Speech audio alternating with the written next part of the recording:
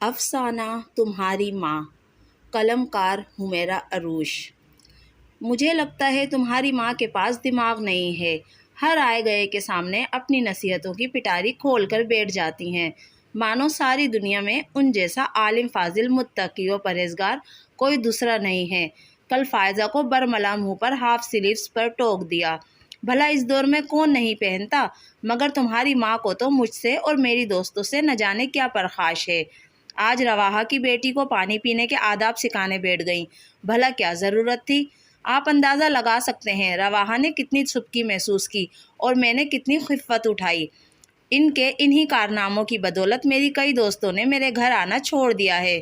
میں جو سارے دن کا غبار بامشکل اپنے اندر سمیٹے ہوئے تھی، صارم کے اندر آتے ہی پھٹ پڑی۔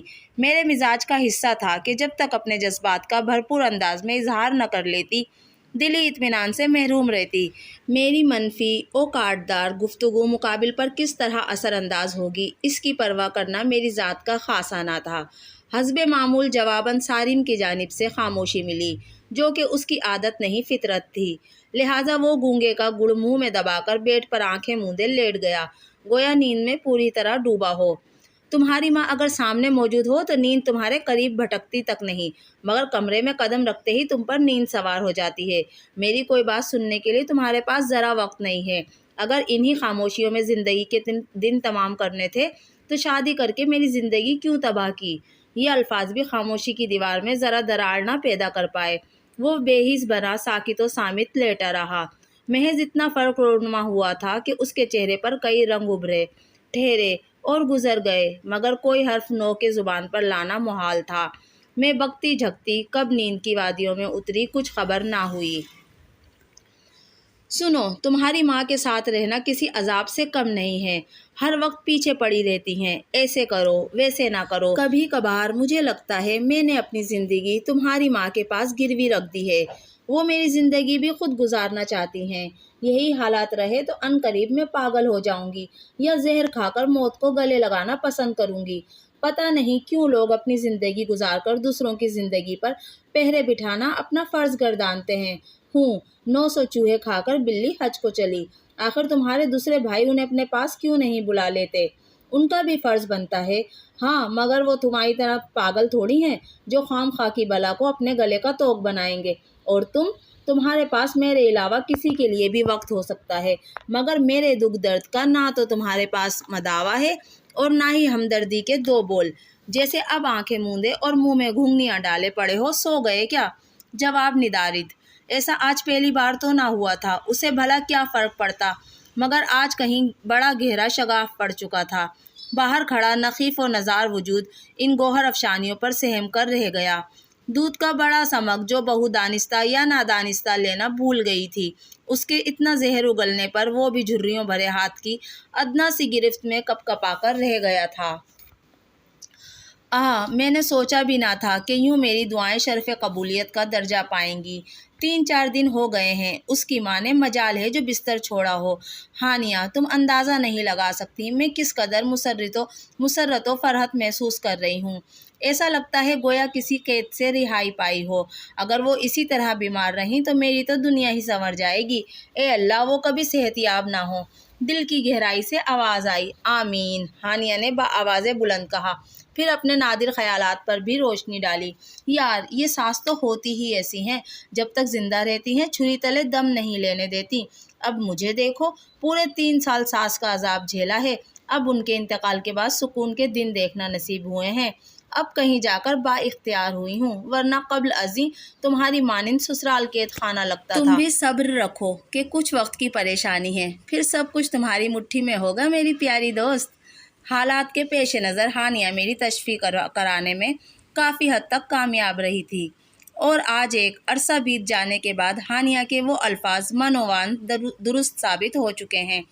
وقت بدلنے کے ساتھ ساتھ زندگی میں اتار چڑھاؤ بھی آتے رہتے ہیں، مگر کسی بھی طرح کے حالات میں ساگر حیات کے بیچ لمحات زیست بتانے کے لیے آزادی کا احساس زندگی کو خوشکن و فرحت بخش بناتا ہے۔ اس کا اندازہ مجھ سے بڑھ کر شاید ہی کوئی ذی نفس کر پائے، جس نے ساس جیسے عذاب کو جھیلا ہو یا عذاب جیسی ساس کو جھیلا ہو۔ خیر، میں تو صرف آپ کو اپنی خوشحال اور آزاد زندگی سے آگاہ کرنا چاہتی ہوں۔ جس روز سے نصیحتوں کی پٹاری منو مٹی تلے جا سوئی ہے، زندگی اس قدر کیف آگی ہو چلی ہے کہ شاید کسی حسین خواب کا گمان ہوتا ہے۔ بلا شبہ آزادی کا رنگ زندگی کے ہر رنگ پر حاوی ہے۔ اس چمکتی دمکتی حیات میں میرے راج دلاروں محب اور عالیان نے چار چاند لگا دیے ہیں۔ انہیں دیکھ کر مجھے اپنی گرہستی اور اپنی ذات حتیٰ کہ اپنی دنیا تک مکمل لگتی ہے۔ ممتا کا احساس زندگی کے ہر خوبصورت احساس پر حاوی ہے۔ یہ میرا نظریہ ہے اور یقیناً 100% درست ہے۔ گو کہ زندگی مصروف تر ہو چلی ہے، مگر یہ مصروفیات ہی میری زیست کا کل اثاثہ ہیں۔ اپنی اولاد کو پروان چڑھانے، ان کی بہتر نشوونما اور ان کی زندگی کو خوبصورت و مکمل بنانے کے لیے میں جس قدر یکسوئی، تندہی، مستعدی سے محنت کروں، تھکتی نہیں ہوں، بلکہ انہیں پھلتا پھولتا اور بڑھتا دیکھ کر مزید توانائی مجھ میں بڑھتی چلی جاتی ہے، جو مجھے مزید چاق و چوبند اور چوکس بنا دیتی ہے۔ میری شبانہ روز محنت کا ثمر، میری زیست کا حاصل کل، میرے بچوں کی اعلیٰ تربیت و قابلیت مجھے تھکنے پر مجبور نہیں کرتی۔ انہیں دیکھ دیکھ کر قطرہ قطرہ حیات نوش کرنا کس قدر راحت بخش پرکیف ہے، اس کا اندازہ ایک ماں ہی لگا سکتی ہے۔ وقت پر لگا کر یوں اڑا کہ احساس ہی نہ ہو سکا۔ میں اپنی جنت میں کچھ اس طرح کھوئی کہ ارد گرد سے بے نیاز ہو گئی۔ رسم حیات نبھاتے نبھاتے ہوش تب آیا جب آج اپنے دونوں لختے جگروں کے سر پہ سہرے سجے دیکھے تو سال ہا سال سرک کر نگاہوں میں گھوم گئے۔ ان کی پیدائش سے لے کر اب تک کا لمحہ لمحہ یاد بن کر آنکھ میں سمایا۔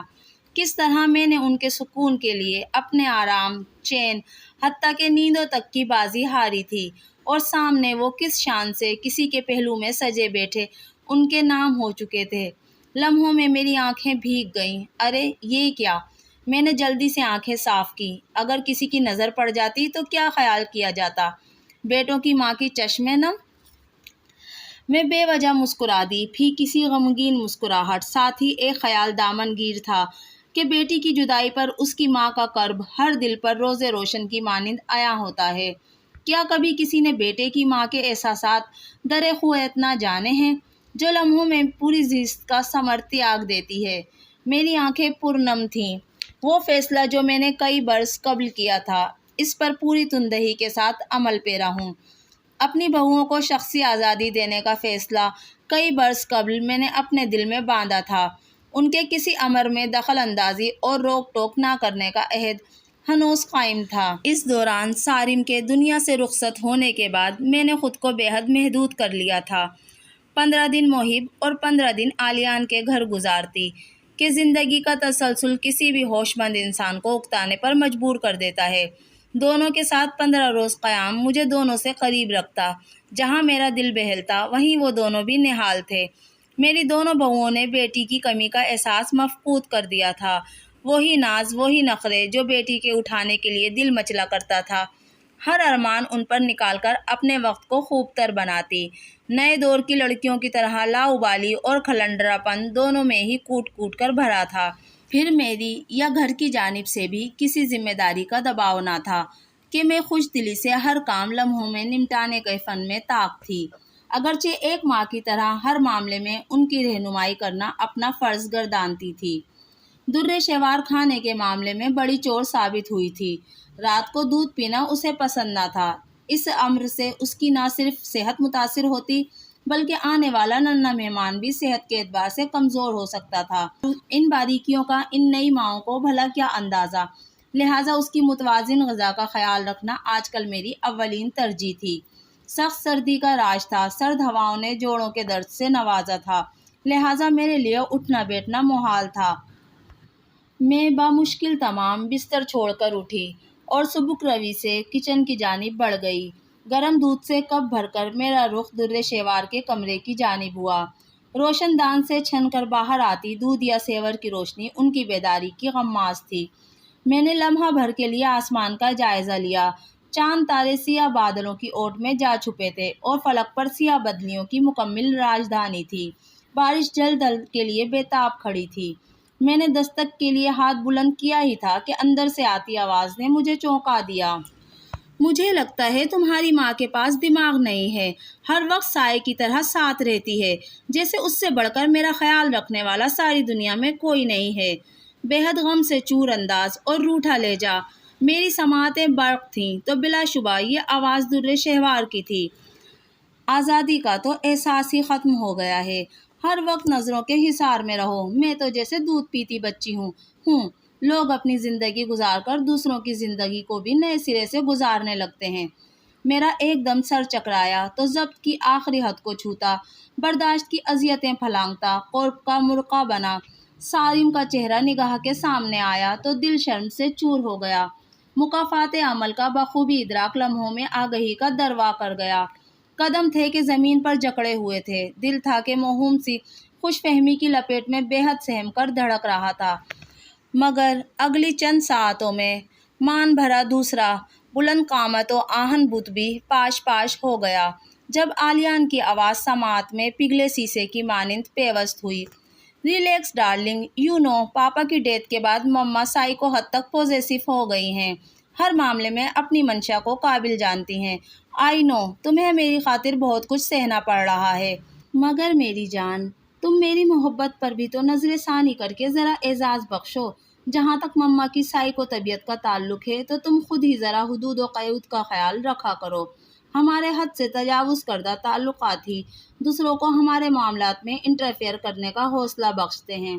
وہ بہت دلار سے اسے منا رہا تھا، بے حد نرم و شیریں لہجے میں گفتار کرتا وہ مجھے انگاروں پر گھسیٹ چکا تھا۔ انداز یکساں مگر الفاظ تو مناسب ہو سکتے تھے، مگر نہیں، پھر مجھے سود سمیت میرے اعمال کون لوٹاتا۔ میں پلٹی، من بھر قدم اٹھاتی، بامشکل تمام مگ پر گرفت مضبوط کرتی، کسی ہارے جواری کی طرح میں نے اپنے کمرے کی جانب قدم بڑھا دیے، جہاں تا حد نگاہ حقیقت کا راج تھا جو بے حد اذیت ناک تھا۔ دوستو، آپ کو آج کا میرا سنایا ہوا افسانہ کیسا لگا؟ اگر آج کی ویڈیو آپ کو پسند آئی تو پلیز میرے چینل کو سبسکرائب کیجیے، میری ویڈیو کو لائک اور شیئر کیجیے۔ ویڈیو کو مکمل دیکھنے کا بہت بہت بہت شکریہ۔ ملتے ہیں اگلی ویڈیو میں، تب تک کے لیے اللہ حافظ۔